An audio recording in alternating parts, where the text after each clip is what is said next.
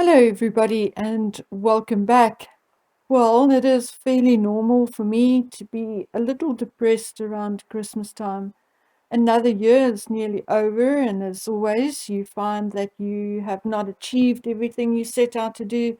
Although, as is the case this year, with the lockdowns and everything else, which we had no control over, we do not always have reason to blame ourselves. I somehow always find a reason to do so. All those what ifs. What if I did not go walkabout that day and worked instead? If only I got up an hour earlier every day. What if? What if? Most of us are hard on ourselves when it comes to reflecting back on a year. And then there are those we miss and who will not be spending Christmas with us. Yes, for me, Christmas is not a joyful time and never has been. I go through the motions, but where others are in a festive mood, I'm usually in a reflective mood. And this year, despite the fact that I'm privileged to spend it with my other children in Canada, I'm even more down than other years. I'm trying. We went to a Christmas parade in Cambridge on Saturday, and although such a simple thing, something my American, Canadian, and I guess friends from other countries will not find at all strange or new, as it may be an annual event, but for me, it took me back to my childhood when my grandfather, who was a Johannesburg city bus driver, would take myself and my grandmother on his last trip on Christmas Eve so we can drive through Johannesburg with him and sit in the bus while he honks the horn as he follows in the parade of fire trucks, garbage trucks, ambulances, and police vehicles. Other times he would take us to Jubei Park where we could walk among the exhibits and look at the Christmas lights, etc. Both these people are obviously now in heaven, but as the Cambridge Christmas parade was the first one I saw since I was about 12 years old, it certainly brought back memories and made me a little sad. Then, as I woke up this Monday morning, telling myself to do my best today to set aside this bout of depression, I read about the vehicle which crashed into a crowd of people in Waukesha, Wisconsin. I hope I pronounced it correctly. People, families with children, doing exactly what we were doing on Saturday, laughing, clapping, and wishing everyone a Merry Christmas, whether you know them or not, in a time where we are putting on brave faces to bring some fun and joy to our children, trying to give them just a little more time to be kids, to feel excitement and joy. Some quasi-human thought it okay to plow into a Christmas parade and kill 5 people, injuring 40 more. This is not okay, and I'm sick of all these protests and fighting and bitching and lying and stealing and hating and just bloody stop it. There will always be criminals, but this kind of thing needs to stop. If you are not happy with the country's laws or judiciary you are living in, then leave. Go somewhere else. Or if you are from somewhere else, then go back to where you came from. Do whatever you want to do, but leave other people out of it. And do not go and hurt or kill someone just because you are angry. So many of you have been asking me about my country, and the haters often ask me why I'm talking about the British royals and not about my own country. Well, today I'll give you a glimpse into just how whacked the world has become. We, or South Africans, had local elections a few weeks ago, and here is one of the headlines about my district's results. Convicted child rapist re-elected Kannaland's mayor, with convicted fraudster as his deputy. Now, I'm not going to give you the background on these two gentlemen, as you don't know them, and I guess you don't really care either. But what kind of world are we living in where two men with histories like these two gentlemen are voted into positions of power. Has the world gone completely mad? Are its people on a road of self-destruction? Is it true that everything which is right and just is now becoming wrong and unjust? Why?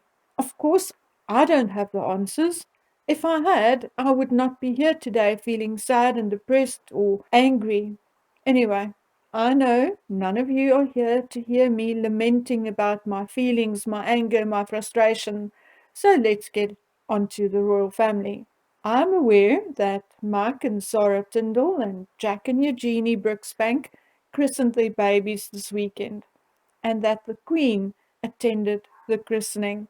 And I'm both happy and grateful for that. I think the Queen, more than anything, needs this little bit of joy and positivity, and I sincerely hope she enjoyed the festive occasion. But of course, there were other things in the news late last week and over the weekend which, unfortunately, once again sullied the good and positive news coming from the royal family. And that is, of course, the issue with Prince Charles's trust and foundation, the Saudi businessman Mahfouz and Michael Fawcett, and the whole money for honours scandal. And then there's the BBC program The Princes and the Press, which will air on Monday, which is today, and might even have aired by the time this video goes live.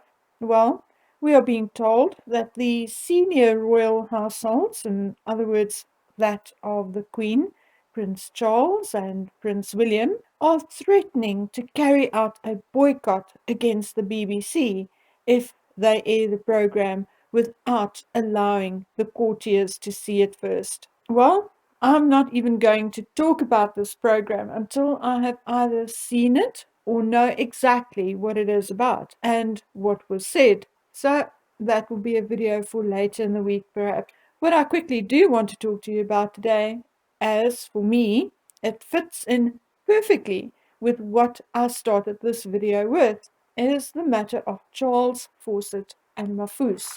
Now, special honours such as OBE, MBE, and CBE are given to recognise people's amazing achievements and service to the country. The decision as to who gets an honour and what type of honour they get is made by a special committee. The committee's decisions go to the Prime Minister and then finally to the Queen to check and approve. The main honours are Companion of Honour, Knight or Dame, CBE, OBE, MBE, and BEM. A Companion of Honour is given to people who made significant contributions to the arts, science, medicine, or government over a long period of time, and it is limited to only 65 people per year. A knighthood or dame is an award given for an exceptional achievement in any activity, and men who receive this honour are titled sirs and women dame. CBE stands for Commander of the Order of the British Empire. A CBE is the highest ranking order of the British Empire award and given to people to recognize a positive impact they have made in their work. A CBE is followed by an OBE and an MBE and stands for Officer of the Order of the British Empire and Member of the Order of the British Empire, whereas CBE obviously for Commander of the Order of the British Empire. And now that you've received this useless piece of information or explanation from me, let me read you the newspaper headline. Paper trail linking Charles's right-hand man to Saudi tycoon revealed. Letters and emails show how trusted aid helped secure CBE and UK citizenship, and how his £1.5 million donation helped renovate Prince's Scottish properties. Well, now, Michael Fawcett resigned earlier this month after spending most of his adult life in service to the royal family, and most of those years in service to Charles in one way or another. I actually did a video on Charles's relationship with Fawcett a while ago. But I'm not surprised by the resignation. What I am astounded by is the mass blindness surrounding this matter, in a similar way as I am astounded by people voting for someone with a past conviction of rape and fraud. Yes, indeed, new email and letters have now come to light showing how Michael Fawcett helped secure prestigious honors for Mahfouz bin Mahfouz. Yeah, okay. Now, who was Fawcett working for at the time? On whose behalf did he send those emails and letters? It couldn't possibly be Prince Charles, could it? Of course he was working for Prince Charles. Mm.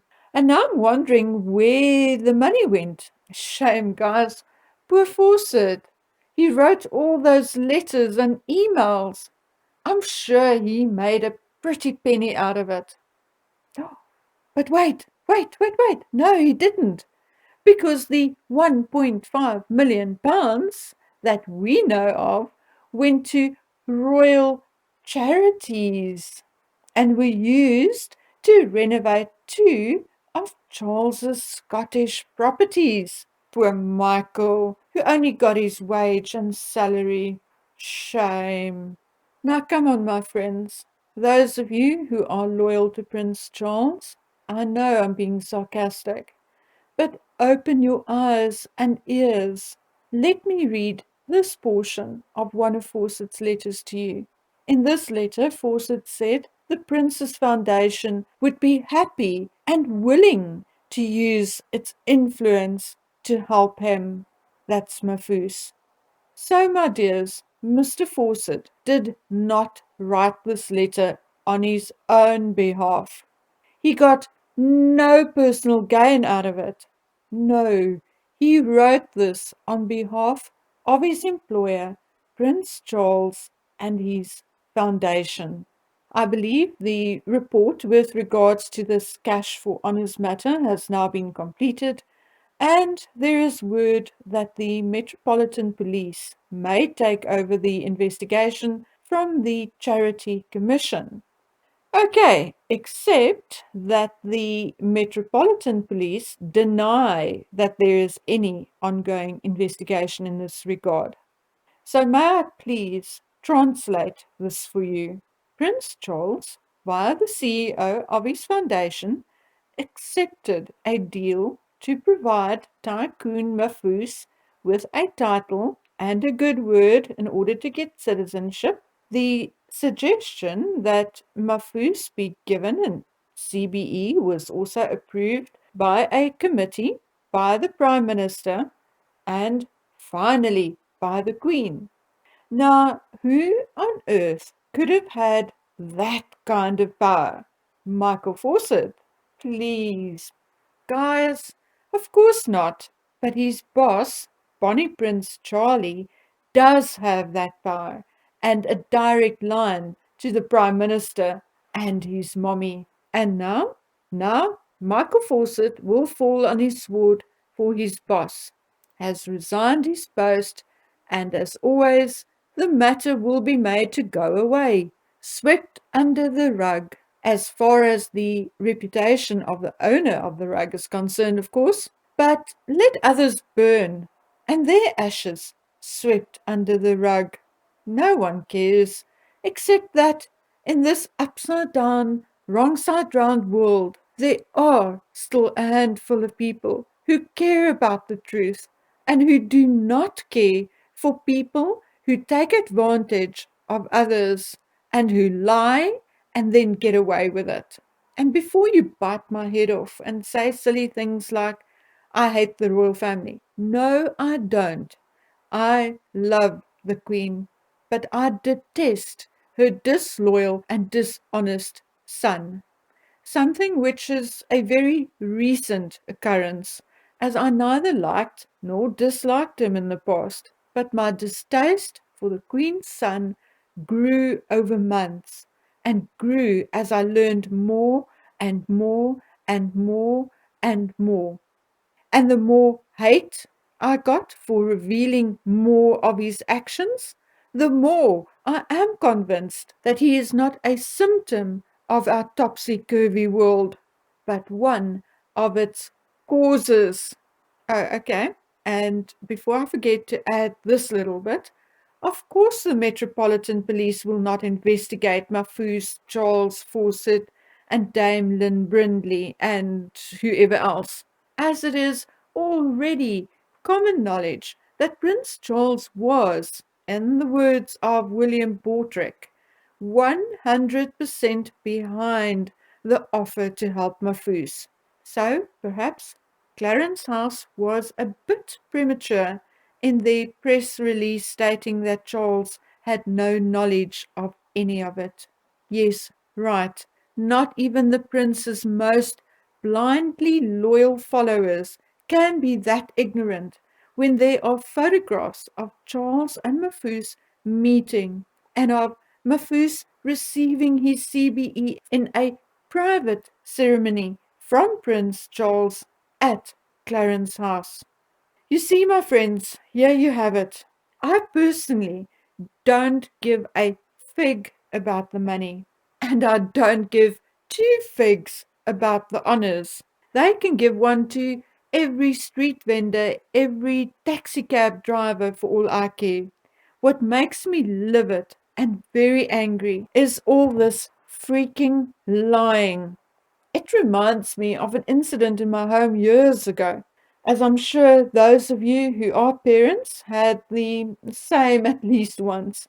I was in the kitchen when I heard the girls yell in their bedroom. I dropped everything and stormed into the bedroom.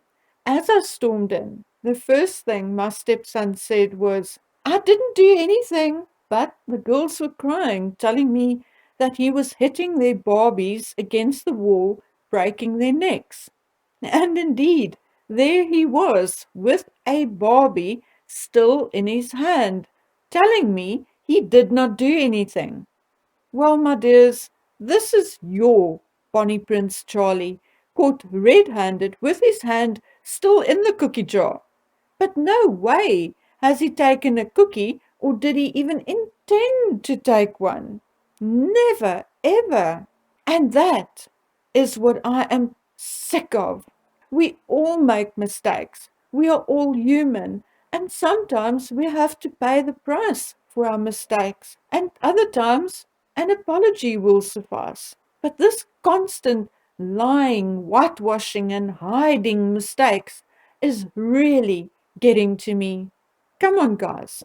As I'm chatting to you, I'm going through the documentation. In July 2013, Mafuz donated £20,000,